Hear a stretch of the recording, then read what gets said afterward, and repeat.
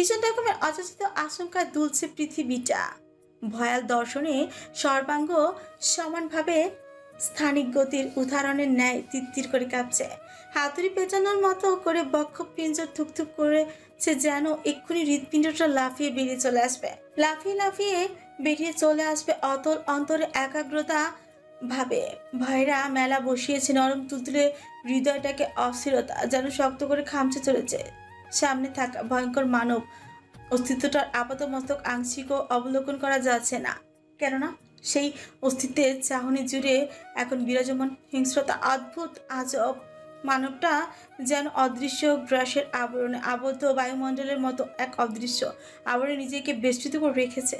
শেহজাদকে এমন সময় সহসা দেখে বিস্ময়কর অরুর ঠোঁট দুটো ফাঁকা হয়ে এসেছে, চোখের পাতা মৃদু কাঁপছে। তার রক্তিম ধূসর আখি জোড়ার দিকে তাকালে অন্তর জমে থাকা ভয়গুলো ধীরে ধীরে জীবন্ত হয়ে উঠেছে। চোখ রাখলে মনে হচ্ছে অতি নৈকট্য, আপন সত্তার ধ্বংস নিশ্চিত। শেষ অরুর দিকে দৃষ্টি আবদ্ধ করে সটান গাছের মতো দাঁড়িয়ে, তার ভাবুক ভঙ্গি থেকে তার গতিবিধি ভাব বিশেষ পরখ করা যাচ্ছে না। অরুর চোখে এখন ভাসছে অজস্র প্রশ্নের চাপ। সে জানতে চায় এমন সময় শেহজাদ এখানে কি করছে, কিন্তু তার সাহস হচ্ছে না প্রশ্নটা করার। প্রশ্নটার পাশে তাকে তুলে না আছাড়ি মারে। অরু এক বুক সাহস সঞ্চয় করে নিজ মুখশ্রীর অভিব্যক্তি যথেষ্ট স্বাভাবিক করে কম্পিত কণ্ঠে সুতল। আপনি এই সময় এখানে কি করছেন? নিজের চক্ষু তৃষ্ণা মেটাচ্ছি। নেশালো কণ্ঠের এই ধ্বনি কানে বাজতেই তত্র গুটিয়ে এলো অরুর হৃদয়ের আশপাশে। চেয়ে গেল বসন্ত স্নিগ্ধ হাওয়া, কুঞ্চায় মস্তক পিচ ঢালা রাস্তায় তাক করলো ক্ষণে ক্ষণে ওনাটার আঁচলটা ওই নরম মনোহর হাতজোড়া দিয়ে পেঁচাচ্ছে। অরুর এই কাহিল দশা নিঃশব্দে দেখে গেল শেহজাদ। কয়েক কদম সামনে এসে দুজনের মধ্যকার দূরত্ব ঘুচিয়ে শেহজাদ একটু অরুর দিকে ঝুঁকে বাঁকা হেসে আচমকা ওড়নাটা গলায় পেঁচিয়ে গিট বেঁধে 2-3টা টান মারল। ঘটনাটা এত দ্রুত করেছে যে অরু চোখের পল্লব ফেলার জো পায়নি। গলায় অত্যাধিক মাত্রায় চাপ পড়ায় নিঃশ্বাস বন্ধ হওয়ার উপক্রম। অরুর চোখ জোড়া উল্টে আসছে। অরু গলা থেকে শেহজাদের হাত ছাড়ানোর জন্য প্রাণপণ যুদ্ধ করতে লাগলো, কিন্তু এতে তার পুঁটি মাছের মতো শরীরটা বিন্দুমাত্র নড়তে পারল না সম্মুখে থাকা দানবের হাত থেকে।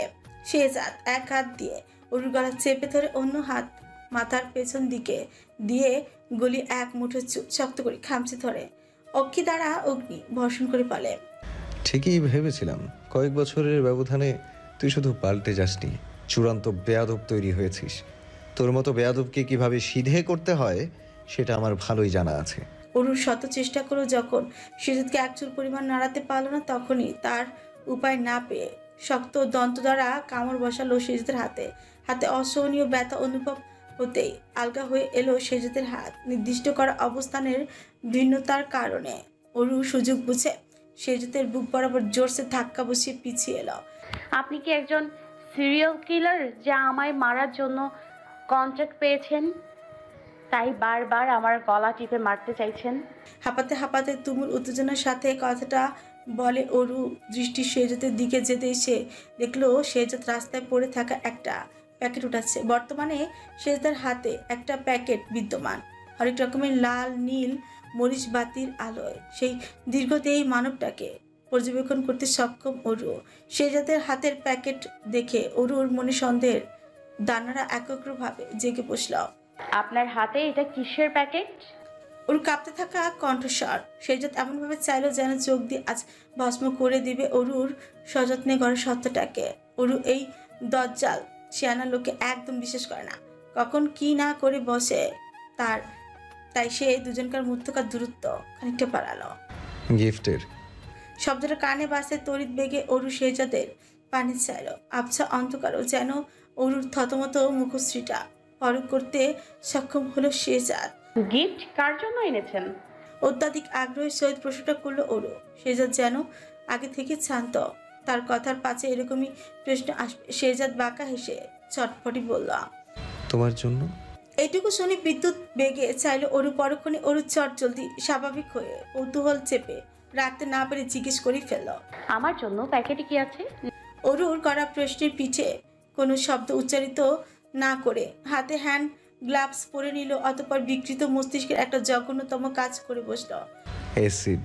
শব্দটা উচ্চারণ করার পর একটা সেকেন্ডের সময় নষ্ট না করে শেহজাদ পৈশাচিক হেসে সোজা ওর মুখ বরাবর অ্যাসিড ছুঁড়ে মারল। সঙ্গে সঙ্গে জ্বলে উঠল দুধে আলতা সেই সুন্দর মুখশ্রীটা। ব্যথায় পীড়ায় জর্জরিত ও যন্ত্রণায় চিৎকার করে উঠল ওর। নিমিষেই মুখমণ্ডলের চামড়া ছিলে এলো সেই অপ্সরা সুকিসিনের। না। আকস্মা অরুর কান ফাটা চিৎকার শুনে শান্ত মহলটা উত্তেজিত হয়ে উঠল। অন্ধকার যেখানে নিজের ছায়া অবধি দেখা মিলছে না, সেখানে নাহিদ কোথা থেকে একটা মোমবাতি জোগাড় করে ব্যস্ত ভঙ্গিতে অরুর পাশটায় ছুটে এসে অস্থির হয়ে শুধালো। আরো কি হয়েছে? এভাবে চিৎকার করলি কেন? নাহিদের গলার আওয়াজ পেয়ে আলোর বেগে চোখ মেল অরু। ঘেমে অস্থির অবস্থা তার। ঠান্ডা মৌসুমও তত্তর করে ঘামছে সে। কিছুক্ষণ আগের ঘটনার স্মৃতির পাতায় ফের ভাসতেই অরুর ক্ষীণবক্ষ ধরফড়ি উঠল। ভয় তার মস্তক অবধি কাঁপছে। অরুর সর্বাঙ্গ স্বস্তির শ্বাস পেল। এটা ভেবে যে এতক্ষণ ধরে সে সব স্বপ্ন দেখছিল, এত বাজে স্বপ্ন অরু তার 22 বছরের জীবনে কখনো দেখেনি। আজকাল একটা রোগ ধরা দিয়েছে দেহে। ক্ষণে ক্ষণে কল্পনার জগতে পাড়ি জমাইছে। উল্টাপাল্টা ভাবনা মস্তিষ্কে চেখে বসে, কিন্তু একটা মিল সূত্র অরু উৎখাত করতে পেরেছে। তার সব দুঃস্বপ্নে সে নিজের সাথে খারাপ কিছু হতে দেখছে। আবার জিনিয়া, আনিসা, এমনকি উপস্থিত সকলে অস্থির হয়ে আলোর উৎস খোঁজে অরুর কাছাকাছি এসে দাঁড়ালো। সবাই উদ্গ্রীব হয়ে আরোরাকে কেন্দ্র করে তাকিয়ে আছে। উত্তর পর আসে। আনিসা অরুর কপালে জমে থাকা ঘামগুলো মুছে দিয়ে বলল, সোনা, কি হয়েছে? চিৎকার করলি কেন? ভয় পেয়েছিস অন্ধকারে? আনিসা বার কয়েক অরুর কাজ ঝাঁকাতে তার সর্বাঙ্গ কেঁপে উঠল। সঙ্গে সঙ্গে ভ্রমজাল থেকে বেরিয়ে এলো অরু নিজের অস্থিরতা অপ্রকাশিত রেখে হাসফাস করে বলল, আসলে অন্ধকারে আমার মনে হলো পায়ে কিছু একটা স্পর্শ পেলাম, তাই আর কি চিৎকার। এমন কথা শুনে উপস্থিত সকলে ব্যাকুল বনে গেল। আহম্মকের মতো কিছুক্ষণ তাকিয়ে রইল।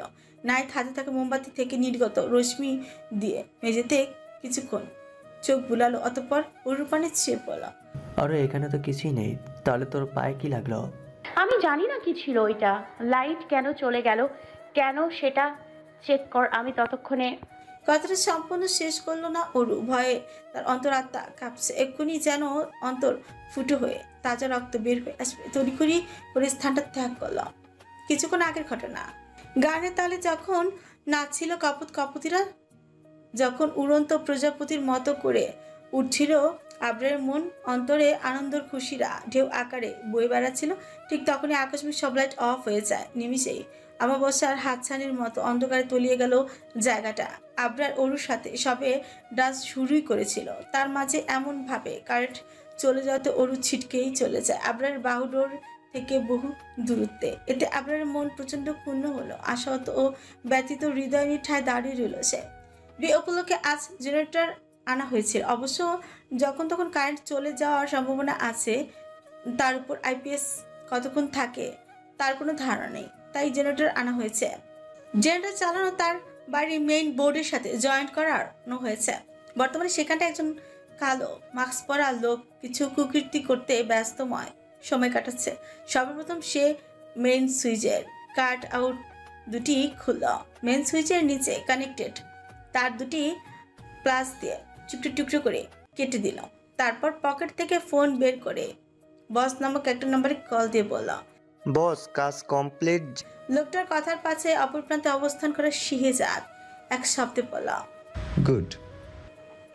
এতটুকু বলে কল কেটে ফোনটা কান থেকে নামিয়ে টেবিলের উপর আঙুল দিয়ে ঠকঠক করে আওয়াজ করে বলল, ওই মেয়েটাকে আর দু চোখেও সহ্য হচ্ছে না। সাহস তার আকাশ ছুঁই ছুঁই। অন্তর কাঁপতো না এরকম একটা কাজ করতে। খোলা আসমানে আমার উড়ন্ত পাখি, তুমি শুধু দেখে যাও আগামীতে তোমার কি হাল করি আমি। অপরদিকে অব্যক্ত আধারে বেষ্টিত এলাকায় সবাই হাতড়ে হাতড়ে মোবাইলটি খুঁজতেই লাগলো। কয়েকজন মোবাইলে ফ্ল্যাশ জ্বালিয়ে মেইন বোর্ডের দিকে অগ্রসর হলো, কিন্তু তারা কাঙ্ক্ষিত স্থানে গিয়ে মেইন বোর্ডের তারের এই করুণ দশা দেখে হতবাক। এরকম একটা জঘন্য কাজ কে করলো তা তাদের ধারণার বাইরে। যদি তারা খবরটা দেওয়ার জন্য ছাদের দিকে রওনা হলো। বর্তমানে অরুর চলে যাওয়ার দিকে এখনো বোকার মতো তাকিয়ে আছে সকলে। এরই মাঝে কারেন্ট তারের সমস্যার সমাধান করার জন্য মানুষ চলে এসেছে। ছাদের কিনারে জল জল করা মোমবাতির আয়ুকাল পুড়িয়ে সব মোম শূন্যে মিলিয়ে গেছে। ঠিক ঠিক এমনটা করে একদিন মনুষ্য অস্তিত্ব বিলীন হয়ে যাবে শূন্য প্রাঙ্গণে। ক্ষয়প্রাপ্ত মোমবাতিরা নিজেদের রক্ষা করতে পারল না, আর শেষমেশ যুদ্ধে হেরে গিয়ে পুড়িয়েই গেল। পুড়ে যাওয়া মোমবাতি থেকে এখনো আংশিক ধোঁয়া পড়ছে। আপাতত ছাদ আলোকিত করার জন্য ছাদের কিনারায় থাকা সব মোমবাতি ফের জ্বালানো হলো। এতে আংশিক রক্তিম প্রভায় আলোকিত হলো পুরো প্রাঙ্গণ। জীবন হলো রহস্যে ঘেরা এক প্রহেলিকা। জীবনে কখন কি হয় সেটা আগাম কারোরই ধারণা থাকে না। বস্তুত এই নশ্বর পৃথিবী থেকে যদি কোনো প্রাণ অস্তিত্ব বিলীন হয়ে যায়, তাহলে একটা বালুকণারও কিছু যায় আসবে না। এটাই হলো প্রকৃত সত্য। আমরা কখনো এমন অনেক কর্ম করে ফেলি যা আমাদের জীবনে অপ্রত্যাশিত হয়ে রয়ে যায়। একটা সময় এসে জীবনকে মনে হয় আফসোসের পাহাড়। এমন এক কাজে এখন লিপ্ত হচ্ছে আরমান। আবরার তার ফোনটা আরমানের হাতে ক্ষণিকের জন্য রাখতে দিয়েছিল, কিন্তু আরমান আবরারের বিশ্বাসকে ঠুনকো প্রমাণিত করে এমন একটা কাজ করে বসলো যেটা হয়তো মানানসই ছিলই না। আবরার আর আরোরা যখন ডান্স শুরু করেছিল, তখন আসিফ ডান্সের শুরুয়াতটা ভিডিও করেছিল, যেটা আরমান আবরারের ফোনে ট্রান্সফার করলো মাত্র। ভিডিওটা সে আবরারের এফবি স্টোরিতে আপলোড করে তার উপর ইংরেজিতে গুটি গুটি অক্ষরে লিখে দিল, ইচ্ছেগুলো আজ ডানা মেলে উঠছে। আরমানের ধারণা মতে অরু আবরারকে পছন্দ করে। জড়তার কারণে সে সেই অনুভূতিটা প্রকাশ করতে পারছে না। অন্যদিকে আবরারও মুখ কালো করে এঁটে বসে থাকবে। দুজনের এই ব্যতিক্রমী যুদ্ধে শেষমেশ না অরুকে হারাতে হয় আবরারের। আরমান কখনো আবরারের কাহিল দশা চক্ষু দর্শন করতে পারবে না। তাই আরমান সিদ্ধান্ত নিয়েছে সে এবার এমন কিছু করবে যেটা মঙ্গলজনক হবে। কিন্তু তার এই কৃত্তি যে আবরারের জীবন বিরূপে প্রভাব ফেলবে, সেটা যদি আরমান আজ পরিমাণ সাহস করতে পারত, তাহলে সে তার জানের বন্ধুর এত বড় ক্ষতি কখনোই করতো না। ভয়ঙ্কর নিস্তব্ধতা ছেয়ে আছে পুরো চত্বর জুড়ে। তমিশ্রা রজনীতে অবাধ্যে বেয়ে বেড়া মৃদুমন্দ হাওয়ার শাঁসা শব্দ স্পষ্ট কানে পাচ্ছে। অফিস রুমে কিছুক্ষণ আগের শান্ত পরিবেশটা বিলীনে গুমট রূপ ধারণ করেছে। নিরিবিলি জায়গাটায় যেন প্রবল দাঙ্গার ঝড় উঠে চারিপাশ তছনছ করে দিচ্ছে। একের পর এক বিদঘুটে শব্দের তোপে কলিজা শুদ্ধ লাফাচ্ছে। টেবিলে থাকা নানাবিধ ইলেকট্রনিক ডিভাইস, থামস, কফি মগ, টেবিল ল্যাম্প, বাস, বুক শেলফে সজ্জিত ক্যানিক্যাল, ফ্লাক্স, ওয়াইনের বোতল, টিপট, কিচ্ছুটি আর সাজ পোশাক অবস্থায় নেই। সব এখন অবহেলা ধ্বংসস্তূপে রূপে নিচে পড়ে আছে। কিছুক্ষণ পর পর ভাঙচুরের বিকট শব্দ কানে বাজতে তিত্তির করে কাঁপছে রিকের পুরুষালী তনু। সে এক প্রকার হৃৎপিণ্ডটা হাতে নিয়েই অফিস রুমের সামনে অন্তর্মুখী হয়ে দাঁড়িয়ে আছে। আজ এই প্রলয়কাণ্ড থেকে যান হাতে নিয়ে ফিরতে পারলেই হয়। ঘায়ের বাঘ যে হাড়ে খেপেছে, সেই গণনাক্সে সব লন্তফন্ত করে ক্ষান্ত হবে। অবস্থা যখন নিয়ন্ত্রণের বাইরে, মস্তিষ্ক যখন দোটানায় ঝুলছে, তখনই দ্বিধান্বিত রিক 7-5 না ভেবে শিফটের চোখ গিলে শেবের নাম্বারে কল লাগালো। শেব কল রিসিভ করতে রিক তাকে কোনো কিছু বলার সুযোগ না দিয়ে অধৈর্য হয়ে বলে উঠল, শোয়েব, তাড়াতাড়ি আয়, situation is out of control. ভাই, অফিস রুমে ভাঙচুর করছে, ডোর লক করে রাখায় আশেপাশে ঘেঁষতেও পারছি না। তাড়াতাড়ি আয় ভাই, সাংঘাতিক কাণ্ড ঘটে গিয়েছে। সময় তখন 11টার ঘরে টিকটিক করছে। অস্থির ভঙ্গিতে ভাবিত শোয়েব ব্যস্ত পায়ে গ্রাউন্ড ফ্লোর থেকে এলিভেটরে প্রবেশ করে 8ম তলার বাটন প্রেস করলো। 8ম তলায় পৌঁছে এলিভেটরের দরজা খুলতে শোয়েব মার্বেল ফ্লোরে পা রেখে সর্বপ্রথম সম্পূর্ণ আশপাশটা পর্যবেক্ষণ করল। তার অবস্থান বর্তমানে 8 ফ্লোরে, যেখানটায় এসকে ইন্ডাস্ট্রির মেইন অফিস অবস্থিত। উত্তর তলায় বর্তমানে কোনো স্টাফদের আনাগোনা নেই। হয়তো ভয়ে যেদিকে পারে সেদিকে যান হাতে নিয়ে পালিয়েছে। মানুষ বাঘের খপ্পরে পড়তে চায় না, সেখানে ঘায়েল বাঘের খপ্পরে পড়া তো মাত্র বিলাসিতা। রিক মার্বেল মেঝেতে পা দুটো ছড়িয়ে বসেছিল। করিডোরের পেরিয়ে শোয়েবকে অফিস রুমের দিকে অগ্রসর হতে দেখে অসাধু চিন্তায় ডুবান্বিত রিক ত্বরান্বিত বসার থেকে উঠে দাঁড়ালো। সর্বপ্রথমে শোয়েব দর্শনে রিকের এ ছন্নছাড়া প্রতিবিম্ব আসতেই কপাল কুঁচকে এলো তার। পুরো মুখশ্রী জুড়ে বিরক্তির লেশ উবে উঠল তৎক্ষণাৎ। শোয়েব কয়েক কদম এগিয়ে রিকের মুখোমুখিও দাঁড়ালো। শোয়েবকে দেখা মাত্র রিক উত্তেজিত ভঙ্গিতে এক নাগারে বলতে শুরু করলো, শোয়েব ভাই তখন থেকে অফিস রুমে ভাঙচুর করছে। দরজা ভেতর থেকে লক করা আছে, ভেতরে যেতে পারছি না। এবার কি হবে? কিন্তু রিকের কথার পাশে শোয়েব নিরপেক্ষ দলের ভূমিকায় পালন করছে। কোনো রকম প্রতিক্রিয়া দেখানো তো দূর, মুখভঙ্গি আগের ন্যায় গাম্ভীর্যপূর্ণ এখনো রয়েছে। রিক বুকের বাম সাইডে 2-3টা চাপড় মেরে হাহাকার করে বলল, শোয়েব তুই কিছু একটা কর ভাই, উল্টাপাল্টা কিছু করে বসলে তখন কি হবে? সে বিরক্তির দৃষ্টিতে চেয়ে গম্ভীর কণ্ঠে বলল, তোর তো শুক্রিয়া করা উচিত রে রিট। তুই এই মুহূর্তে অফিস রুমের বাইরে আছিস। বাই এনি চান্স এখন যদি ভিতরে থাকতি, তোর অবস্থাও এই ভাঙাচোরা জিনিসগুলোর মতো হতো। তো চিল ব্রো, নিশ্চিন্তে থাক। রিক একবার শোয়েবের আপাতমস্তক পর্যবেক্ষণ করল। পরনে তার ব্ল্যাক কম্বাট ট্রাউজার, সাথে ব্ল্যাক জুতা, আর উপরে পরিধান করেছে ফুল হাতা ব্ল্যাক টি শার্ট, সাথে ব্লু লেদার জ্যাকেট। বাম কানে মেটাল ইয়াররিং, সিল্কি চুলগুলো ঢেউ আকারে ডিজাইন করা। বাম হাতে পরিধান করা রূপার ব্রেসলেট। কবজির উপরাংশে স্ক্রিনে জলজল করছে একটি ট্যাটু। শোয়েবের এহেন বেশভূষা দেখে রিক আড়ালে দীর্ঘশ্বাস ফেলল। শোয়েবকে মোটেও বিন্দু মাত্র চিহ্নিত দেখাচ্ছে না। রিক বুঝে কুল পায় না এই ছেলে কিভাবে এরকম জীবনযাপন করতে পারে। রিক শোয়েবকে ইহো জন্মে ঘটমান কোনো বিভৎস ঘটনায় কখনো ওভার রিয়েক্ট করতে দেখেনি, সেটা নিজের জীবন হোক কিংবা অন্য কারো। শান্ত চোখে সব দেখে যায়, যেন সে একজন যন্ত্রমানব যে দুনিয়াতে কখনো একজিস্টই করে না। শেষমেশ মূল কথা এখানে এসে দাঁড়ায়, শোয়েব কখনো কাউকে পাত্তা দেয় না। সে নিজ মন মর্জি মতো চলছে, ভবিষ্যৎও চলবে। দীর্ঘ ভাবনার মাঝে কিছুক্ষণ আগে ঘটে যাওয়া ঘটনাটা মনে পড়তে রিক মনস্তাপের সুরে বলল, সাংঘাতিক ঘটনা ঘটে গিয়েছে, তাই আমি এত চিন্তিত। রিকের কথার পাশে শোয়েবের কোনো ভাবান্তর দেখা গেল না। সে আগের নেয় অপরিবর্তিত ভাবে দাঁড়িয়ে। শোয়েবের এমন খাপছাড়া ব্যবহারে দেখে ভীষণ ভাবে খেপে গেল রিক। আচমকা রিকের এহেন রূপ দেখে সে ফুস করে একটা শ্বাস ছেড়ে উপদেশে সুরে বলল, আই থিঙ্ক সমস্যাটা ভাইয়ের কানে পৌঁছাইছে। তাহলে ভেবে নে, প্রবলেম সলভ। অযথা চিন্তা না করে তুই শুধু ভাইয়ের আদেশের অপেক্ষা কর। শোয়েবের প্রসঙ্গে যখন সম্পর্ক নিয়ে, তখন তো চিন্তা হবেই, তাই না? এ কথা শুনে শোয়েবের কিঞ্চিত সুচুকল আরো কঞ্চিত হয়ে এলো। উৎকণ্ঠিত শোয়েব 2 শব্দে শুধাল, কি হয়েছে? হোয়াটসঅ্যাপে ভিডিওটা দেখার পর রাগান্বিত শেহজাদ ইলেকট্রনিক ডিভাইসগুলো ফ্লোরে ছুঁড়ে মারার 10 মিনিট পর রিক দরজা ঠেলে উত্তর রুমে প্রবেশ করে।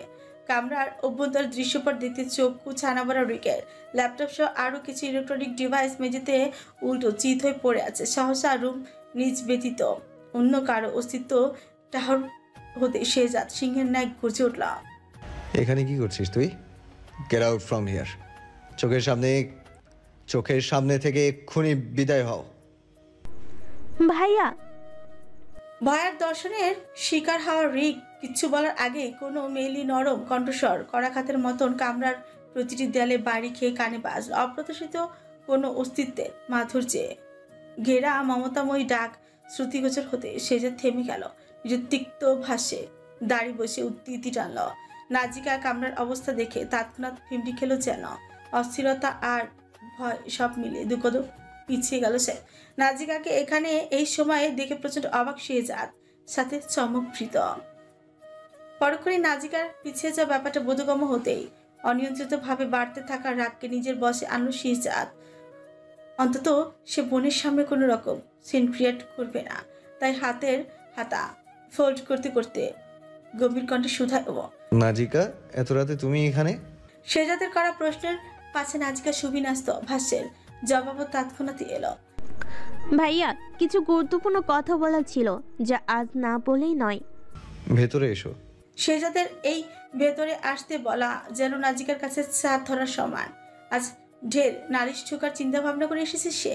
জিদের তোপে আছে তার বিকৃত মস্তিষ্ক এমনভাবে উপস্থাপনা করবে যে দুনিয়া উলট পালট করতে সক্ষম। খারাপ চিন্তারা জট পাকানো তারের মতো করে পেঁচাচ্ছে তার মস্তিষ্কে, যা ক্ষণিক বাদে তার জীবনে নিয়ে আসবে ঘূর্ণিঝড়। তখন পুরো কামরা সুবিন্যস্ত ছিল, কোনো কিছু নিজ জায়গায় থেকে নড়েনি। শেহজাদের আদেশ মতো নাজিকা নিচে পড়ে থাকা ডিভাইসগুলো ক্রস করে সোফায় গিয়ে বসল। শেহজাদ নাজিকার বিপরীত প্রান্তে সোফায় পা দুটো ফাঁক করে গা এলিয়ে দিয়ে বসে কপালের বাম পাশটা স্লাইড করতে করতে বলল, কি বলবে বলো। প্রশ্নটা উত্তর না দিয়ে মেয়েটা উল্টো গুনগুন করে কেঁদে উঠল। সময়ের সাথে পাল্লা দিয়ে কান্নার বেগ বাড়ছে। কাঁদতে কাঁদতে ফসম মুখশ্রী, নাকের ডগা লাল হয়ে এসেছে। নাজিকাকে এভাবে কাঁদতে দেখে শেহজাদ মুহূর্তে বিচলিত হয়ে উঠল। পরপর কণ্ঠ তার উদ্বিগ্ন হলো। হোয়াট হ্যাপেন নাজিকা, তুমি কাঁদছো কেন? কেউ কি কিছু বলেছে? শেহজাদের সাফাই পেয়ে মেয়েটা আহ্লাদ যেন দ্বিগুণ হলো। নাক টেনে টেনে অভিযোগের সুরে বলেও, ভাইয়া, আবরার আমাকে ঠকিয়েছে। আবরার তার প্রতিশ্রুতি রাখেনি। আমার ফিনান্স হওয়ার পরও আমার সামনে ও অন্য মেয়েকে নিয়ে ঘুরে বেড়ায়। মুহূর্তে যেন শেহজাদের দিন দুনিয়া থমকে গেল। আকাশ ভেঙে থাপ করে যেন মাথায় পড়লো। আর্টিফিশিয়াল ভাবে আশেপাশে তুচ্ছ হতে বিরাট সব বস্তু যেন স্ট্যাচু হয়ে গেছে। হয়তো বিহল্ল হয়ে রইল খানিকক্ষণ। অতঃপর নাজিকার নিকট টিস্যু এগিয়ে দিয়ে আদেশে সুরে বলল, চোখ মুছে সম্পূর্ণ কথাটা শেষ করো। ভাইয়া, আবরার আমার সামনে প্রতিনিয়ত অন্য একটা মেয়েকে নিয়ে ঘুরে। আমি কিছু বললেও আমাকে পাত্তা দেয় না। বলে ওর জীবনে নাকি আমার কোনো মূল্য নেই। সারাক্ষণ ওই মেয়েটার নাম জপে জপে থাকে। আমি যাই করি না কেন তার জন্য সে কোনোদিন আমার দিকে ফিরেও তাকায় না। সব কিছু ঠিকঠাক ছিল। যেদিন থেকে ওই কাল নাগিনের আগমন হলো সেদিন থেকে সব কিছু কেমন জানি বদলে গেল আবরার। পাল্টে গেল তার মন মানসিকতা। শেষ হয়ে গেল সব কিছু। ওই মেয়েটা নিজেই ইচ্ছাকৃতভাবে এসব করেছে জানো। আজ এপি স্টোরিতে আবরার ওদের ঘনিষ্ঠ মুহূর্ত আপলোড করেছে আর ক্যাপশনে লিখেছে, ইচ্ছেগুলো আজ ডানা মেলে উঠছে। পরপর নাজিকার অভিযোগের লিস্ট দীর্ঘ থেকে দীর্ঘতর হতে লাগলো। শেষদের বুঝতে বাকি নেই এখানে কাহিনী গুরুতর ভাবে বাজে দিকে এগোচ্ছে। তবে একটু আগে আবরার আর আরোরাকে একসাথে নাচতে দেখে অরুর প্রতি রুষ্ট হয়েছিল শেহজাদ, কিন্তু এখন আবরারকে তার নিতান্ত একটা পিচ মনে হচ্ছে। কারণ আবরার কারোর সাথে বিয়ের জন্য প্রতিশ্রুতিবদ্ধ, সেখানে সে তার বাগদত্তকে ছেড়ে অন্য মেয়েকে নিয়ে ঘুরছে। সমস্ত সীমা লঙ্ঘন করেছে আবরার। এর জন্য তাকে যখনতম শাস্তি পেতে হবে। ভিডিওটা দেখানোর উদ্দেশ্যে নাজিকা ব্যস্তভাবে মোবাইলটা শেষদের সামনে ধরল। ভিডিওটাতে থাকা মানবীর প্রতি ছায়া দেখে আরেক দফায় চমকালো শেহজাদ। ফোনের স্ক্রিনে ডান্সের ভিডিওটার উপর ইংরেজিতে গুটি গুটি অক্ষরে লেখা, ইচ্ছেগুলো আজ ডানা মেলে উঠছে। আরোরা যে সেই মেয়েটা সেটা বোধগম্যতে শেহজাদের রকচটা স্বভাবটা নাড়া দিয়ে উঠল। ক্রমশ নিঃশ্বাস ভারী হয়ে আসলো। তরতর করে বাড়তে থাকা রাগ ক্রোধকে আর দমাতে পারছে না। এক্ষুনি যেন সাপ তার খোলস ছেড়ে বেরিয়ে আসবে আর শত্রুগণকে ছোবল বসাবে। নাজিকা এটুকু বলে থামলো না, আর অভিযোগের ঝুলি নিয়ে বসলো শেহজাদের সামনে। তবে তাতে কোনো মনোযোগ নেই শেহজাদের। সে তো এখনো ভিডিওটিতে থাকা ইংরেজি লেখার বাক্যটার দিকে একদমই তাকিয়ে আছে। তবে তার ভীষণ কাটলো নাজিকার শেষের কথাটা শুনে। মেয়েটার নাম হলো আরোরা শিকদার। নামটা শোনা মাত্র তার ক্রোধ আরেক দফা বেড়ে চূড়ান্ত পর্যায়ে গিয়ে পৌঁছালো। কেঁপে উঠল তার পৌরুষালী শরীর। শেহজাদ গম স্বরে কটা কথা বলে নাজিকাকে এখান থেকে বাড়ি যাওয়ার নির্দেশ দিল। তুমি এখন বাড়ি যাও নাজিকা, ব্যাপারটা আমি দেখছি। শেহজাদের শক্ত কণ্ঠশীল নাজিকা মনে মনে পৈশাচিক হাসল। তার মানে তার ঔষধ ঠিক জায়গায় লিখেছে। এবার ওয়াসিফ শেহজাদ চৌধুরীর তৈরি করা তাণ্ডবে সব ধ্বংস হবেই হবে। সবশেষে আবরার কোনো উপায়ন্তর না পেয়ে তার কাছেই ফিরতে হবে। নাজিকার সামনে নিজেকে ধাতস্থ করলো। নাজিকা যাওয়ার পর মুড়ানো খোলস খুলে ঠিকই সাপ নিজের আসল গেটআপে ফিরেছে। নিজ হাতে গড়া সাম্রাজ্য নিজ হাতে তছনছ করতে শুরু লঞ্জবন্ধ করে দিল সুবিরাস্ত কামরার প্রাণোচ্ছল সৌন্দর্যকে। প্রলয়ে কাঞ্জ বাঁধিয়ে দিল মন মস্তিষ্কের মধ্যে। পুরো ঘটনা শুনে কুচিন্তায় ডুব দিল শোয়েব। হিসেবের কষ মিলাতে আজ তার মতো একজন বিজ্ঞ মানুষকে বেগ পেতে হচ্ছে। কাহিনীর সংক্ষেপ শ্রবণ করেও কাহিনীর শুরুয়াতটা বুঝতে অক্ষম হলো সে। তবুও মনস্তাত্ত্বিক বিষয়গুলোকে মাথা থেকে ঝেড়ে শ্রাগ করে জোজকেয়ার ভাব নিয়ে বলে উঠল ও। সবই বুঝলাম, বাংচুর হচ্ছে অফিসে, বিপদ আরার, এতে তুই কেন মরে যাচ্ছিস? বিহ্বল হয়ে তাকালো, ইচ্ছে মতো মনে মনে পিরপিরালো। এই ছেলে যে কোনো কিছুই পরোয়া করে না সেটা ভুলে গিয়েছিল। কেন মরছে বুঝছে না? যদি শেহজাদ ভাই নিজের কোনো ক্ষতি করে তখন কি হবে? ব্যাপারটা এমন ঠেকলো যেন মায়ের থেকে মাসির দরদ বেশি। সত্যি তুই একটা মাস্টারপিস, যার কোনো কিছু যায় আসে না, ডোন্ট কেয়ার ভাব নিয়ে থাকিস সবসময়। সমস্যার সমাধান না ভেবেই তুই বলছিস আমি কেন মরে যাচ্ছি। শোয়েব ঘাটা আংশিক ঘুরিয়ে ফিরে কাজ করতে নিজ অবস্থানে পুনরাগমন করে কপট হেসে বলেন, তুই অসিফ শেহজাদ চৌধুরীকে এখনো চিনতে পারিসনি? অসিফ শেহজাদ চৌধুরী কখনো নিজের ক্ষতি করার মানুষ নয়, সেই হিসাবে আররা সে বাছে। আমার টেনশন হচ্ছে আবরারকে নিয়ে। রাগের বসে ভাই আবরারের সাথে কিছু না করে বসে। শেষের কথাটা অত্যন্ত দুশ্চিন্তার সাথেই বলল শোয়েব। শোয়েবের কথা শুনে রিকের কপালে চিন্তার মোটা ভাঁজ বলল, সত্যি তো, এখন মনে হচ্ছে এতক্ষণ ধরে আরোরাকে নিয়ে টেনশন করাটা বেকার ছিল। যদি কারোর জন্য চিন্তা করা উচিত সেটা হলো আবরার। দরজাটা খোলার আওয়াজ পেয়ে কথোপকথনে ব্যস্ত থাকা রিক আর শোয়েব সেদিকটা চাইল।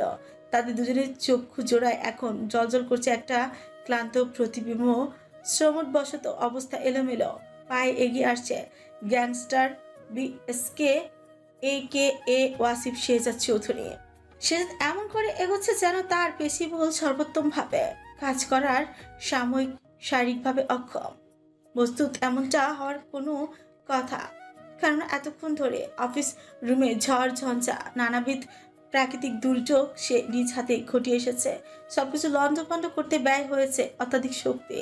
সেই কারণে আপাতত সে মন্ত্রী ভূত সাগরে ভাসছে। সে অফিস রুম থেকে বের হতে দরজার ফাঁক দিয়ে রিক কৌতূহল হয়ে একটু উকিঝুঁকি মারল কামরায়। কিছুক্ষণ আগে যেই ডিভাইসটি থেকে ব্যবসার গুরুত্বপূর্ণ আপডেট পাচ্ছিল সে ইলেকট্রনিক ডিভাইস ল্যাপটপ এখন ভেঙে চুরে নিচে পড়ে আছে। দেয়ালে থাকা স্মার্ট টেলিভিশনটা এখনো আস্ত আছে দেখে রিকে স্বস্তি শ্বাস পেল। যাক, শেষমেশ টিভিটা ঠিকঠাক আছে।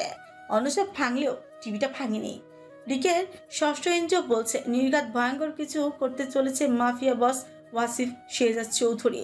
তার আদরের আড়ালে হিংস্রতার আজ প্রতিস্ফুত হয়েছে। নিমিষেই যেন সে নিজেকে ধাতস্থ করে ফেলল।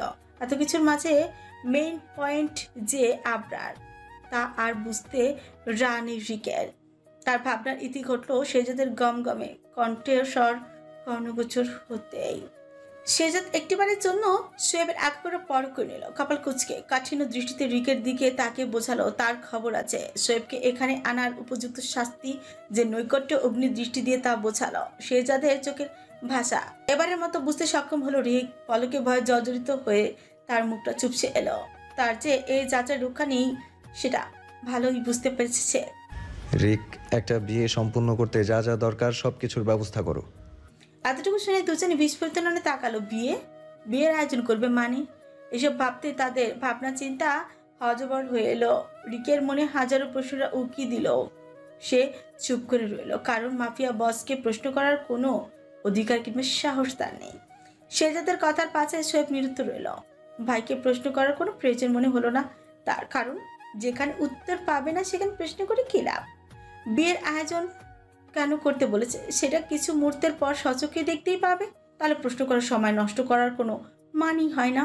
দুজনের অভিব্যক্তি দর্শন করার প্রয়োজন বোধ মনে করল না শেহজাদ। নিজ উদ্দেশ্য সম্পূর্ণ করে ক্লান্ত ভঙ্গিতে করিডোর বেয়ে সামনের দিকে এগিয়ে যেতে যেতে ফিরাল। আমার আগুন পাখি, তোমার প্রতিটা তপ্ত শ্বাস আমার জীবনের অভিশাপ। আমার একমাত্র ভালোবাসা তোমায় পেতে যদি পুরো দুনিয়া ধ্বংস করতে হয় তাহলে এই ধ্বংস লীলা করতে রাজি আমি। সোনালি রোদ্দুরে আজ মেঘেদের আড়ালে নিজেদের অন্তরাল করে রেখেছে আসমানের পানে। চাইলে দৃষ্টিগোচর হচ্ছে অসংখ্য পক্ষীদের ভিড়ে মেলা। ডানা ঝাপটিয়ে তারা সকলে নিরুদ্বেগ সারিবদ্ধভাবে খোলা আসমানে মুক্তভাবে উঠছে। আজ যেন তাদের আনন্দের পূর্তির দিন। সকালে গ্রামের এই হিমশীতল ঠান্ডা পরিবেশ বেশ চিত্তাকর্ষক মনোহর দেখাচ্ছে। কিন্তু এত রূপবান প্রশংসনীয় প্রকৃতির মাঝে চরম হতাশার উপস্থিতি আবরারের মাঝে। যতদূর চোখ যায় ততদূর সবুজ শ্যামল গাছগাছাতে পরিপূর্ণ প্রকৃতি। জমিদার বাড়ি সেজেছে নানান রঙে, নতুন রঙে সেজেছে নতুন আত্মায়। আবরার দোতলা বেলকনিতে কফি হাতে নিয়ে দাঁড়িয়ে আছে, তার দৃষ্টি বাইরের বিচিত্র শোভা ও সৌন্দর্যে ঘেরা। প্রান্তরে আবদ্ধ হস্তে থাকা কফির মগ থেকে উষ্ণ ধোয়া উঠতে উঠতে মগে থাকা সামগ্রী ঠান্ডা তরলে পরিণত হয়েছে ইতিমধ্যে, কিন্তু এতে হুঁশ জ্ঞান নেই আবরার। সে তো দিব্যি অন্য হাতে মোবাইল নিয়ে রিচার্জ করতে ব্যস্ত। এরপরে পরপর 11 বার ফোন করে কোনো লাভ হলো না। ফাজিল অসভ্য এই আরমান ফোন তোলার নাম গন্ধ নিচ্ছে না। তার এহেন কর্মের বিপরীতে আবরার রাগ সপ্তম আসমান ছোঁয়া ছোঁয়া। রাগে তার মাথায় দাউ দাউ করে আগুন জ্বলছে। দাঁত কিরমিরে এক ঝটকায় সে কফির মগটা নিচে ফেলে দিল। অমনি ছনছন করে গ্লাসের মগটা ভেঙে টুকরো টুকরো হয়ে গেল। কাজ ভেঙে যেভাবে কফির মগটার অস্তিত্ব বিলুপ্ত হলো, ঠিক সেভাবে আবরারের ধৈর্যের বাঁধও ভেঙে এলো। মন সম্মতনীয় চিন্তা ভাবনায় হাত পা ক্রমশ অবশ্যই আসছে তার, যেন এক্ষুনি হাঁটু ভেঙে থপ করে বসে পড়বে মাটিতে। তবে আবরার এত সহজে দমার পা চড়ায় শেষ পর্যন্ত চেষ্টা চালিয়ে যাবে। তার অন্তর্গহীনে জাগ্রত হওয়া প্রশ্নগুলোর উত্তর চায় সে। আরমান কেন তাকে না জানিয়ে এত বড় একটা কাজ করলো, তার কৈফিয়ত দিতেই হবে। কেন সে এফবিতে স্টোরিতে ভিডিওটা শেয়ার করলো, তার জবাব দিতেই হবে তাকে।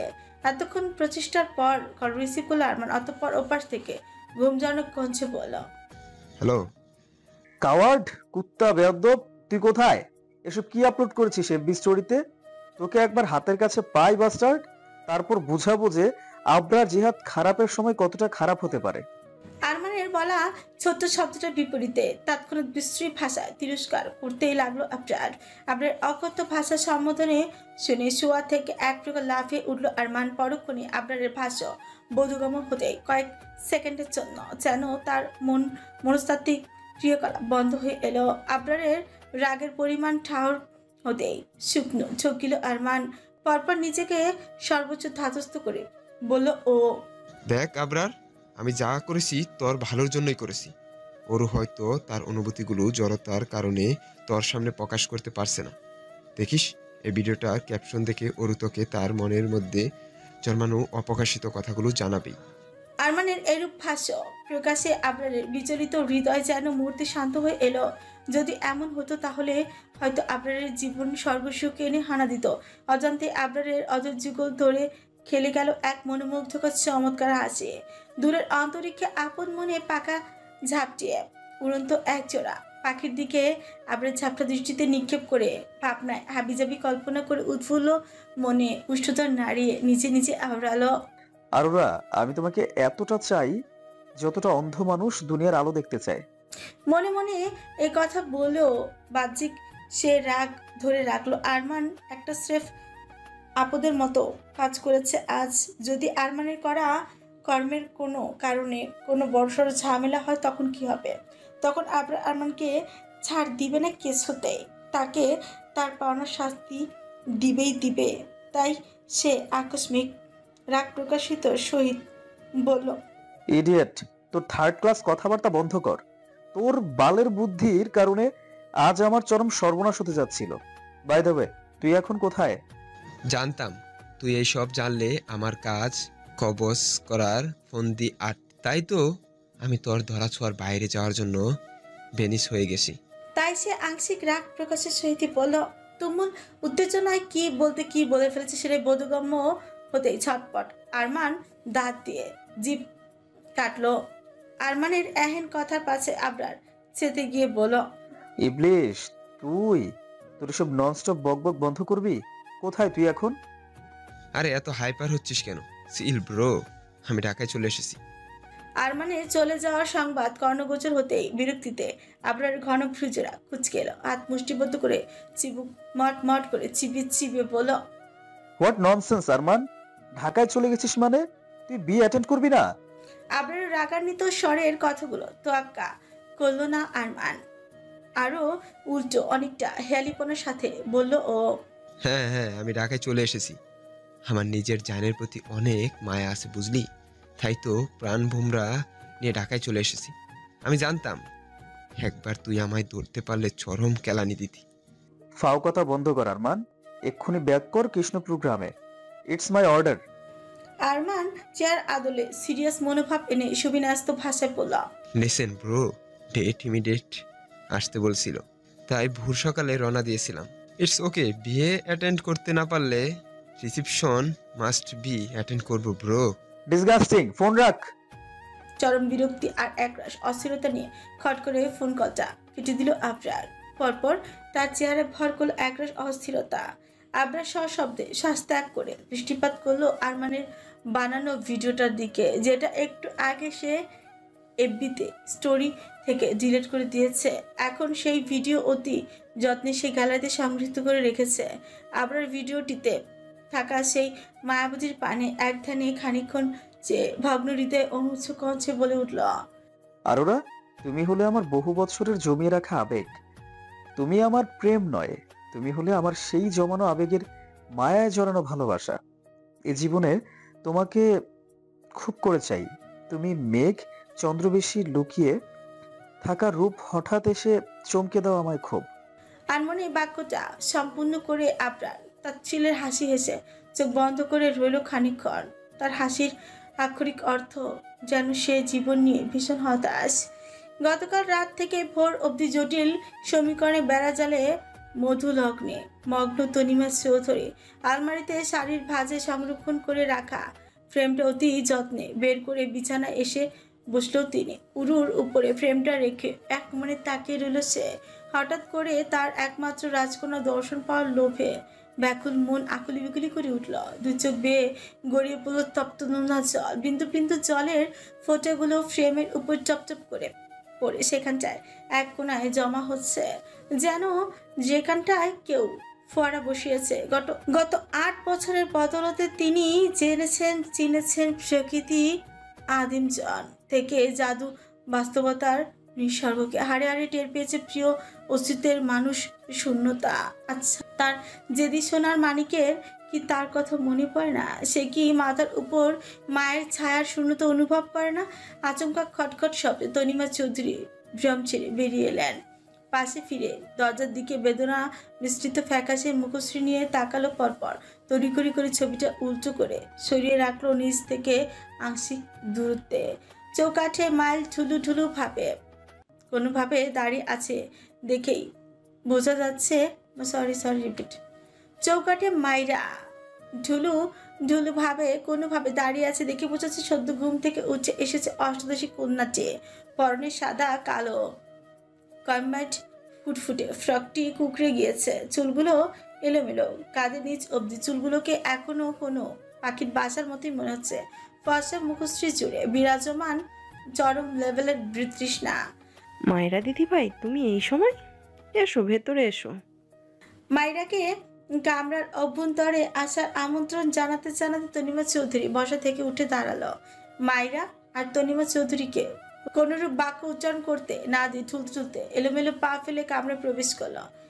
গ্রানি, লিভিং রুমে ভাইয়া সবাইকে ডাকছে, দেখে মনে হচ্ছে ভীষণ রেগে আছে। তাড়াতাড়ি চলো নিচে। হাজার অনিচ্ছের শর্ত কোনো মতে ছেলে ঠুলে কথাটা পেট থেকে বের করলো মাইরা। সহসা সকালে তলব শুনে হালকা লোমে আবৃত শুকুটি করে এলো তনিমা চৌধুরী। তবুও তিনি আর দ্বিমত করলেন না। বেডের উপরে থাকা ছবির ফ্রেমটা ফের আলমারিতে আগের জায়গায় রেখে লিভিং রুমের দিকে অগ্রসর হলো। মায়েরাও চোখ কচলাতে পেছন চলতে লাগলো। কাঁচা ঘুমের রেশ এখনো থাকায় মায়েরা তনিমা চৌধুরী গতিবিধি আংশিক পরিমাণ হলো খেয়াল করতে পারল না। না হলে এক্ষুনি সে হাজারো প্রশ্নের ঝুড়ি বসিয়ে দিত। তনিমা চৌধুরী লিভিং রুমে এসে দেখলো সেখানটা পরিবারের প্রত্যেকটা সদস্য উপস্থিত রয়েছে। তনিমা চৌধুরী সর্বপ্রথম নিচে সিঁড়ির রেলিং ধরে কোণঠাসা হয়ে দাঁড়িয়ে থাকা তার স্ত্রীর দিকে এক পলক তাকে পুরো লিভিং রুম চোখ বুলিয়ে নিল। ঘড়ির কাঁটা 7:20 টিকটিক করছে ঘুরছে। নিঝুম প্রকৃতি আকাশে চারিদিকে বুনো যন্ত্রের মতো মেঘেরা দুলো আকার এদিক সেদিক উড়ে বেড়াচ্ছে। কালো বাদামি মেঘেদের উড়ে বেড়ানো দেখে যেন সেই মেঘের আড়লে সূর্যের আভায় আকাশ মুচকি হাসে। মনে হয় তৃপ্তিদায়ক এই মৌসুমেও দরদর করে কামছে সেই চাঁদ। অনুভূতিহীন চোখে চোয়াল শক্ত করে গ্যাংস্টার বিএসকে দোতলার করিডোরে ডিজাইন করা পেন্টিংয়ের দিকে তাকিয়ে আছে, যেন তার হৃদযন্ত্রে ভর করছে বিরাগ। তার লাল টুকটুকে রক্তিম নেত্রতার দিকে তাকালে মনে হচ্ছে যেন শরীরের বেশ কিছু রক্ত চোখে এসে ভর করেছে। ফুটন্ত গরম পানির মতো গড়গড় করে তার মস্তিষ্কের প্রতিটি নিউরন ফুটছে উদাসীন্য অনড় দৃষ্টিতে। তার তখন নড়লেও তার যখন তনিমা চৌধুরীর প্রতিচ্ছা দৃষ্টিগোচর হলো। কিছুক্ষণ আগে গভীর নিদ্রামগ্ন ছিল আরিয়ান। আরামদায়ক প্রশংসনীয় পরিবেশে আরামসে ঘুমাচ্ছিল সে, কিন্তু তার স্বাদের আরামের ঘুমটা আরো কিছুক্ষণ স্থায়ী হলো না। সে যাতে জলি তরবের তন্দ্রা ছুটলো তৎক্ষণাৎ কোনো মতো অলস শরীরটাকে টেনে চুনে হিচড়ে নিয়ে এসেছে এত দূর। এক ঝলকে সে যা তীক্ষ্ণ দৃষ্টিতে উপস্থিত সকলের মুখ দর্শন করে নিল। অতঃপর কি মনে করে বাজ পাখির মতো ধূসর চোখ জোড়া আরিয়ানের পানি খানিক সেকেন্ড চেয়ে মটমট শব্দে ঘাটে এদিক ওদিক বাঁকালো। ব্যাস অমনি আরিয়ানের ঘুম ভাগার পার অসম দাঁড়িয়ে এলো শরীরের। এভাবে ভিলেন লুক দেওয়ার অর্থ বুঝলো না আরিয়ান, যা কারো জানতো কবজ করতে সক্ষম। সে জাতের এরূপ অদ্ভুত আচরণে সবাই খাপড়ালো। ভোর সকালে সে জাতের এরূপ প্রতিবিম্ব দেখে চমলক্ষ তনিমা চৌধুরী সাথে বাকরুদ্ধ পটে। এখন সকলের কৌতূহলের কেন্দ্রবিন্দু সে জাত উদ্বিগ্ন দৃষ্টিতে চেয়ে সকলে তার পানে। কাউকে কোনো রকম কথা বলতে না দিয়ে সে যে তীরের ন্যায় কটা বাক্য ছুটালো সকলের প্রাণে। Everybody, I'm here to say something important word. Gift ready করা আছে, কোনো রকম তামাশা ছাড়া সবাই ঠিক সময়ে তৈরি হয়ে নেবেন। গাড়ি 12:30টার আগে কমিউনিটি সেন্টারে পৌঁছাবে।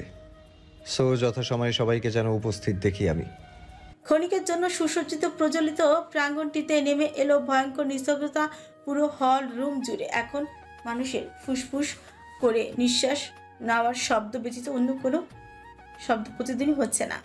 সে জাতের এহেন আদেশ শুনে তনিমা চৌধুরী স্তব্ধ বিমূঢ়। পরক্ষণে সে জাতের কথার মর্মত বুঝতে সক্ষম হতে জলজল করে উঠল তার ফ্যাকাশে মুখমণ্ডল, আনচান করে উঠল বক্ষস্থল।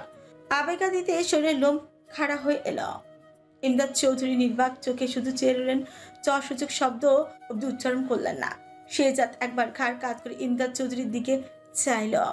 এতে করে বলিষ্ঠ দেহটা দুল খেল সাথে সাথে। এমন চাহনিতে অস্বস্তি পড়ে গেল ভদ্রলোক। ষষ্ঠ করে কাঁপছে তার অধৈর্যগুলো, তবু আত্মসম্মান রক্ষার্থে টু টা শব্দ করলেন না। সে জাতের এমন কড়া কণ্ঠ ঠিক হজম হলো না আরিয়ানের। কিছুক্ষণ আগেও দিব্যি সে আনন্দে ছিল, কিয়ৎ বর্তনে ক্ষণ কাল রূপ পাটে যেন সময় জীবনের চূড়ান্ত সীমানায় এসে থেমেছে। শিকদাতের সঙ্গ দেওয়া তো দূর, ফিরো যেন যেখানে থাকবে না সেখানে তাদের বিয়ের আয়োজনের যা মাত্র বিলাসিতা। তবুও সেই জাতের ভয় নিজেকে বহু কষ্টে আশ্বস্ত করলো আরিয়ান। আমাকে যেন দ্বিতীয়বার কথাটা রিপিট করতে না হয়। আই অ্যাগেইন রিপিট, আমাকে যেন দ্বিতীয়বার কথাটা বলতে না হয়। কঠোর হুঁশিয়ারির সাথে কথাটা বলল সে জাত। তার উত্তীর তিক্ততার সাথে বাড়ল গম্ভীরতা। এত কিছুর মাঝে দুটানে বকছে শফিক চৌধুরী। তবুও তিনি শেজাদের সিদ্ধান্তের পাল্টা জবাব দিল না। তার নীরবতায় প্রমাণ করে দিচ্ছে তিনি শেজাদের প্রকাশ করা ভাষ্যকে সমর্থন করছে। নিজেকে কোনো মতে সামলিয়ে ডাক্তার শফিক চৌধুরী এবার মুখ খুললেন। মাই শের, মাই সন, তুমি যা বলবে তাই হবে। যথাসময়ে সবাই রেডি হয়ে থাকবে। স্বামীর আমার সিদ্ধান্ত শুনে চোখ দুটো ভিজে এলো তায়শ্রে মেহেরিনের। তিনি সমস্ত কিছু চুপচাপ শুনে গেল, আংশিক শব্দ অব্দি উচ্চারণ করলো না। কিছু বলেই বা লাভ কি, যেখানে তার কোনো মূল্য নেই। সারাটির জীবন অবহেলা পাত্রী হয়েই রইল স্বামীর কাছে। টাকা পয়সা দিয়ে তো কোনোদিনও ভালোবাসার বিচার করা যায় না। অবহেলা যে বড্ড মানসিক পীড়া দেয়, এই কথাটি যদি শফিক চৌধুরী একটিবারের জন্য বুঝতো। তার ছেলের সাথে শিকদার পরিবারের যে এত বড় একটা ঝামেলা হওয়ার পরও কিভাবে তারা সেখানে ড্যাং ড্যাং করে চলে যাবে, সেটা কি শফিক চৌধুরী বুঝে না? তার মনে জাগ্রত হওয়া প্রশ্নগুলো সে মনের মধ্যেই দাফন করল। চোখ বুঝে লম্বা শ্বাস টেনে সমস্ত দুঃখ কষ্টকে বিদায় জানানোর প্রয়াসে রইল। চাচা শফিক চৌধুরীর কথা শুনে সে কোনো রকম বিপরীত প্রতিক্রিয়া দেখালো না। নিজ অবস্থান পরিবর্তন করে কয়েক কদম হেঁটে তনিমা চৌধুরীর সামনে গিয়ে দাঁড়ালো। শেজাদের মুখ নিজের নামের সম্বোধন শুনে ভদ্রমহিলা অবিলম্বে জবাব দিলেন। বলো, কি বলবে ওয়াসিফ? আজকেই তোমার সেই সুযোগ সব মিটমাট করার। ফুপির মান অভিমান ভাঙার চান্স আর নাও পেতে পারো। তনিমা চৌধুরীর কথার পাশে শেহজাদ কপাল টান টান করে বলে। শেহজাদ কর্তৃক উচ্চারিত প্রতিটি শব্দ অন্তরে আঘাত লাগার মতো। তনিমা চৌধুরীর করুণ চাউনি নিক্ষেপ হলো শেহজাদের পানে। এমন চাউনিতে শেহজাদ একটু দমল না, উল্টো তার ভাষ্য গভীর থেকে গভীর হতে লাগলো। সে ফের কটা বাক্য উচ্চারণ করে নিজ উত্তির ইতি টানল। এরপরে কোনো ইমোশনাল কথাবার্তা আমি অ্যালাউ করব না। তাই আজকে সব ঝামেলার মিটমাট করে তবেই বাড়ি ফিরবে। শিকদার পরিবারের কেউ যদি কথা নাও বলে, তাহলেও উপস্থিত সকলে যেচে কথা বলবে। কথাটা সবাই নিজেদের মাইন্ডে সেট করে দাও। তনিমা চৌধুরীর পিঠ ঠেকলো আজ দেয়ালে। আজ ভীষণ আফসোস হচ্ছে তার। অনীহা এসেছে জীবনের প্রতি সেই কবে। সব আছে তার কাছে, কিন্তু সব থেকেও যেন কোনো কিছুর কমতি, কোনো কিছুর শূন্যতা অনুভব করে সে। তনিমা চৌধুরী কি বলবে সেটা বুঝে উঠতে পারল না, তাই সে নিরন্তর রইল। সে যা জবাব পাওয়ার আশা আর দাঁড়ালো না। কথাটা বলা মাত্র ঘট ঘট আওয়াজে ধূপধাপ পা ফেলে সিঁড়ি ডিঙে উপরে চলে নিচ্ছিল। তখনই শোনা গেল আরিয়ানের ক্ষুব্ধ কণ্ঠস্বর। আমি যাব না ওই শিকদারের অনুষ্ঠানে। তোমরা সবাই ভুলে গেল, আমি আজও ভুলিনি সেই দিনের কাহিনী। ওই অসভ্য জিনিয়া আর ইবলিশ আর ওরা। আর না সইতে ফট করে আরিয়ার কথাটা বলতেই ঘটল আরেক বিপদ। শেহজাদের মেজাজ এমনিতে তুঙ্গে, এখন সেই উত্তপ্ত আগুনে ঘি পড়ল আবার। রকচটা মেজাজটা ফের নাড়া দিয়ে উঠল তার। সাপের মতো ফুঁসে তেড়ে গেল আরিয়ানের দিকে। আজ যেন কড়াই গন্ডায় হিসেব চুকাবে আরিয়ানের। বাতাসের বেগে কখন যে আরিয়ানের গালের সজরে 5 আঙুলের ছাপ পড়ল সেটা আরিয়ান ঠাহর অবধি করতে পারল না। দক্ষ হাতের চরকের সঙ্গে সঙ্গে মাথাটা ফনফন করে উঠল তার। সামনের দিন দুনিয়া অন্ধকার দেখতে লাগলো, যেন শরীরে রক্ত চলাচল বন্ধ হয়ে এসেছে। আপনি তার ডান হাত চলে গেল খানিক পেহেলে আঘাতপ্রাপ্ত স্থানে, খানিক পেহেলে আঘাতপ্রাপ্ত গালে। পিন পতন, নীরবতা, শান্ত প্রাঙ্গণ, উপস্থিত সকলে বিস্ময় চূড়ান্ত পর্যায়ে। শেহজাদের সহসা এমন প্রতিক্রিয়াতে আরিয়ান শুদ্ধ সকলে মুহূর্তে ঝটকা খেল। বুকের মধ্যে ধুক করে ধুকধুক করার চিপচিপ আওয়াজ স্পষ্ট কর্ণগোচর হচ্ছে। সকলের দৃষ্টিকেন্দ্র জুড়ে এখন রয়েছে শুধু 2 যুবকের প্রতিবিম্ব। ভীষণ আশ্চর্য হলো ইমদাদ চৌধুরী। শেহজাদের এহেন কাণ্ডে বাক্য খুইয়ে বসলেন তিনি। শাহানা মির্জা অবাকের শ্রেষ্ঠ সীমানায় গিয়ে পৌঁছালো, তবু তিনি পরিস্থিতি নিয়ন্ত্রণে। শেহজাদের এমন আচরণে চুপ রইল, কিন্তু ইমদাদ চৌধুরী চুপ থাকতে পারল না। তীব্র প্রতিবাদ জানানোর জন্য কটা বাক্য প্রকাশের উদ্দেশ্যে যেই না মুখ খুলতে যাবে, অমনি শেহজাদের ভয়ঙ্কর গর্জনে আপনি ভদ্রলোক চুপ হয়ে গেল। অগ্নি দৃষ্টিতে শেহজাদ আরিয়ানের পানে তাকিয়ে চিবুক শক্ত করে গর্জে উঠল। যদি ফের তোর জবান থেকে এরকম কথা বের হয়, তাহলে তোর মাথায় আর খুলিটা নাও থাকতে পারে। তাই আমার সামনে পেছনে এই টাইপের কোনো কথা বলার আগে অন্তত পক্ষে 10 বার ভাববি। আরিয়ানের মাথা নিচু করে তাদের ধস চেপে দাঁড়িয়ে আছে। সকলের সামনে এমন অপমানটা সে কখনো আশা করেনি। ছেলের এই বেহাল দশা দেখে ছটফটিয়ে উঠল মমতাময়ী মায়ের পক্ষস্থল। অগ্নিদগ্ধ দৃষ্টিতে একটিবার স্বামী শফিক চৌধুরীর দিকে তাকে নিজের রাগ মিটালো। এতে শফিক চৌধুরী বিন্দুমাত্র চলল না। তার মতে বড় ভাই শেহজাদ যেটা করেছে সেটা ঠিক করেছে। মায়েরা বড় বড় নিঃশ্বাস নিয়ে নিজের রাগকে কন্ট্রোল করার প্রয়াসে মাথা নিচু করে ঠায় দাঁড়িয়ে আছে মেয়েটি।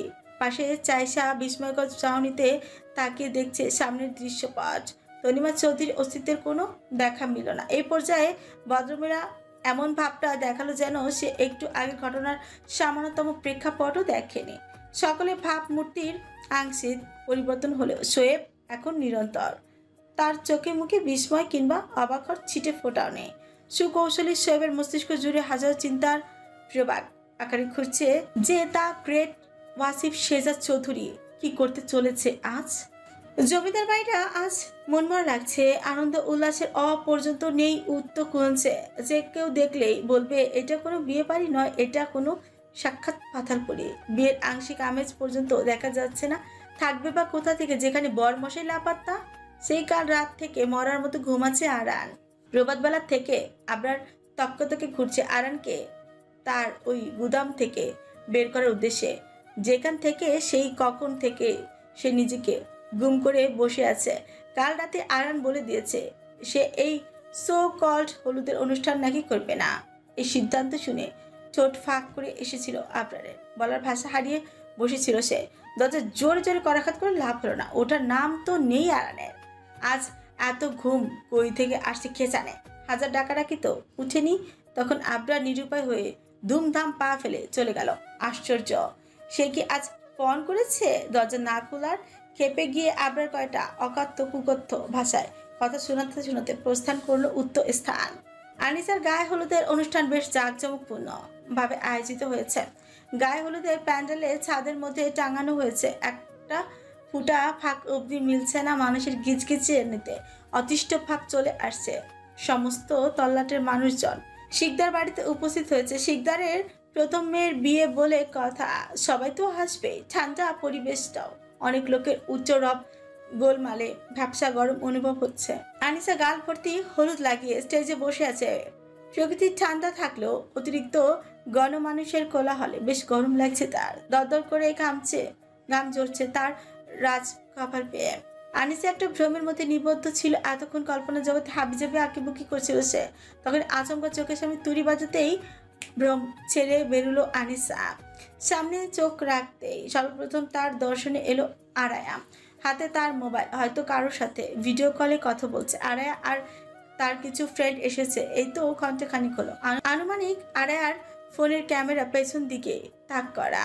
মেয়েটা তার সুন্দর গোলাপি ঠোঁটজোড়া নাড়িয়ে নাড়িয়ে কি সুন্দর করে কথা বলছে অপর প্রান্তের মানুষের সাথে। হঠাৎ করে আরায়া মোবাইল আনিসার সামনে এনে ধরল। এমন হওয়াতে আনিসা খানিকটা হকচকিয়ে একটু পিছিয়ে গেল। আনিসা তার দৃষ্টি মোবাইলের স্ক্রিনে ফেলতে হতবাক সে। স্ক্রিনে ভেসে উঠেছে আরানের ঘুমু ঘুমু চেহারা। বিছানায় আছো অবস্থায় আরান ফোনে এতক্ষণ ধরে কথা বলছিল আরায়ের সাথে। মূলত তার ফোন করার কারণ হলো আনিসাকে এক পলক দেখার। আনিসা তার সেই প্রেমিক পুরুষের নিকট নিজের দৃষ্টি নিক্ষেপ করলো। এলোমেলো চুলগুলো কপালের নিচ অবধি এসে লেপটে আছে। দেখে বোঝা যাচ্ছে ঘুম থেকে উঠে সদ্য স্নান সেরে এসেছে। ইচ্ছে হচ্ছে মায়ায় ভরা নিষ্পাপ মুখটার দিকে তাকিয়ে হাসতে হাসতে প্রাণ দিয়ে দিতে। আরান আনিসার দিকে শিউচিয়ে তাকিয়ে আছে। তা দেখে মনের অজান্তে লজ্জায় মেয়েটার গাল দুটো ফুলে লাল হয়ে এলো। আচমকা লাজে এলোমেলো চোখের পাতা ফেলে মুখটা ঢেকে নিল আনিসা। মৃদুমন্দ হাওয়ায় মন ছুঁয়ে যাওয়ার পরিবেশ, আহা কি যে মনোমুগ্ধকর তা বোঝাবার নয়। সুন্দর এই পরিবেশে, সুন্দর এই মুহূর্তে আনিসা যখন দু হাত দিয়ে মুখ ঢাকার প্রয়াসে ছিল, তখনই আরান কিছু কঠিন শব্দ উচ্চারণ করলো। উচ্চস্বরে তিক্ত ভাষ্যের ধ্বনি কানে বাজতে আনিসা হাত ছড়িয়ে ফেলল। আনিসার গালের একটা অংশ বাদ রাখেনি কাজিন মহল। পুরো মুখে হলুদ মাখিয়ে লাগিয়ে দিয়েছে। ফলে এখন তাকে ভূতের মতো দেখাচ্ছে। যা দেখে আর ফুকুটি করে বিরক্তির সাথে বলা, এই কোন ভূতের সামনে মোবাইল ধরেছিস?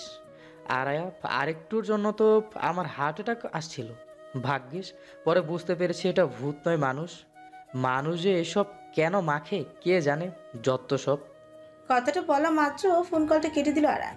সে বেশ ভালোই জানতো এসব অনুষ্ঠান অ্যাটেন্ড করা মানে এরকম ভূত সেজে ঘুরে বেড়ানো। তাই সে এসব থেকে বিরত থেকেছে। কল কেটে আরান বিছানায় শুয়ে হাত দুটো মুক্ত পাখি ডানার মতো মেরে দিয়ে মুচকি হেসে বলল, ভুল করে তোমায় চেয়েছিলাম। তুমি যে এত দামি তা আগে জানতাম না। আমার রাজ্যের রানী, একবার বিয়েটা হতে দাও, তারপর ভুল করেও করবো না কখনো ভুল। আর এদিকে আরনের কর্মকাণ্ড দেখে আনিসা বলদ বনে গেল। রাগে এখন তার মগজ ধোলাই হচ্ছে। দাঁত দিয়ে নিচের ঠোঁট চেপে ধরে চুপ করে বসে রইল। অন্যদিকে এদের কুকীর্তি দেখে আরায়া বেগুব হয়ে রইল। কাল রাতে আরায়ার বড্ড অফসোস হয়েছিল, কেননা সে মেহেন্দি অনুষ্ঠানের পিকগুলো ভুলে সেই যদি নম্বরে সেন্ড করে দিয়েছিল। পরে যদি ভুল শুধরে নিয়েছিল, তখন দেবদূত হয়ে হাজির হয়েছিল তার বান্ধবী বর্ষা। সে ভুলটা ধরিয়ে দিয়েছিল বলেই আরায়া নিজের ভুলটা শুধরাতে পেরেছে। না হলে আরার নির্ঘাত বাড়ি গিয়ে চিল্লাচিল্লি করত। রাগে ক্ষোভে আনিসা নাকের জগা লাল হয়ে এসেছে। শ্বাস প্রশ্বাসের ঘনত্ব ক্রমশ বাড়ছে। আনিসা হালকা নড়ে চড়ে বসল। আনিসার এই প্রতিবিম্ব দেখে আরায়া মেকি হেসে পাশ কাটিয়ে ফোদর দিল, কেননা সে ভালোই বুঝতে পেরেছে এমন মহল আংশিক দূরত্বে দাঁড়িয়ে অরু এসব কাণ্ড কারখানায় দেখছিল। তার গালেও খানিকটা হলুদ লাগানো। শীঘ্র এসব পরিষ্কার করা দরকার। আরানের প্রতিক্রিয়া দেখে অরু হাসতে হাসতে ধীর কদম ফেলে রুমে যাওয়ার উদ্দেশ্যে পা বাড়ালো। অরু নিজ কামরায় প্রবেশ করে দরজা বন্ধ করে সর্বপ্রথম ফ্রেশ হওয়ার উদ্দেশ্যে আলমারির কাজটায় গিয়ে যে না তা খুলতে যাবে অমনি লাইট অফ হয়ে গেল। জানলার পর্দাগুলো মেলে দেওয়া মুহূর্তে পুরো কামরা ঘোর অন্ধকার তৈরি হয়ে গেল। এতটাই অন্ধকার যে নিজের হাতের অবধি দেখা মিলছে না। ঠিক তখনই আকস্মিক উদ্ভ্রান্তের মতন কেউ একজন তাকে পেছন দিক থেকে ঝাপটে ধরল। এতে করে অরুর পিঠ গিয়ে ঠেকল পশমে পরিপূর্ণ এক যুবকের বুকে। সাহসা এমন হতে অরু যেন বিকট শব্দে চিৎকার দিতে যাবে অমনি সেই অজ্ঞাত ব্যক্তি অত্যন্ত কৌশলীভাবে অরুর মুখটা শক্ত করে চেপে ধরল। অরুর হাত পা ছোড়াছুড়ি করেও লোকটার হাত নিজের গালের উপর থেকে সরাতে পারল না। যেন এগুলো হাড় মাংস দিয়ে গড়া মানুষের হাত নয়, কোনো বরফখণ্ড। অজ্ঞাত ব্যক্তি এবার এক অপ্রত্যাশিত কাজই করে বসল। অবদিত ব্যক্তি এক ছটকায় অরুকে সামনের দিকে ঘুরিয়ে নিল। সেই সুযোগে অরু চিৎকার দিতে গিয়েও দিতে পারল না, কারণ ইতিমধ্যে তার ঠোঁটজোড়া সেই অজানা ব্যক্তির দখলেই চলে গিয়েছে। আগন্তুক তৃপ্তি সহকারে তার মনোহর ছোটজোড়া শুষিয়ে নিচ্ছে। ঘটনাটা এত দ্রুত ঘটেছে যে অরু পেল্লো ফেলার অবধিও পায়নি। এর মধ্যে জানালার ফাঁক দিয়ে গলি আসা হালকা আলোয় অরুর দর্শনে আগন্তুকের জ্বলন্ত ধূসর নেত্র দয় আসতে বিস্মিত সে কিংকর্তব্য বিমুঠ হয়ে রইল খানিকক্ষণ। হতভম্ব অরু জ্ঞান কিছুক্ষণের জন্য নিয়ন্ত্রণহীন হয়ে এলো। কি করবে তা বুঝে উঠতে না পেরে পরম আবেশে চোখের পাতা বন্ধ হয়ে এলো অরুর। তবে তার সুখময় মুহূর্ত বেশিক্ষণ স্থায়ী হলো না, কারণ সেই ধূসর রঙা নেত্রের অধিকারী ব্যক্তি উন্মাতের মতন কামড়ে দিচ্ছে তার তুলোর মতো নরম উষ্ঠ। যেখানটায় থেকে 2 ফোঁটা রক্ত গড়িয়ে পড়লো। ব্যথায় টনটন করে উঠল কোমল উষ্ঠ। মুচড়ামুচড়ি করে ছাড়াতে চাইল সামনে থাকা নির্দয় পাষাণ পুরুষকে, কিন্তু অরু এই যুদ্ধে সফল হলো না। উল্টো আরও আঘাতের পর আঘাত পাচ্ছে তার নরম অধরে। তাই অরু থেমে গেল, বন্ধ করে দিল হাত পা ছোড়াছুড়ি। থেমে যাওয়ার ঠিক কয়েক সেকেন্ডের ব্যবধানে হঠাৎ কাঁধে সূক্ষ্ম চিনচিনে ব্যথা অনুভব করলো অরু। সে বুঝতে চাইল তার সাথে কি হচ্ছে, কি করতে চলেছে এই পাষাণ পুরুষ। কিন্তু এবার অরু তার ভাবনার জুড়ে সফলতা অর্জন করতে সক্ষম হলো। তার প্রশ্নের উত্তর তার দুয়ারে এসে হানা দিল। সে বুঝতে পারলো তাকে ইঞ্জেকশন পুশ করা হচ্ছে, তবে সে ব্যাপারটা বুঝতে অনেকটা দেরি করে ফেলেছে, কারণ ইতিমধ্যে অরু তার হাত পায়ের ভর ছেড়ে দিয়ে ঝলে পড়েছে শেষ হাতের বাহু বন্ধনে।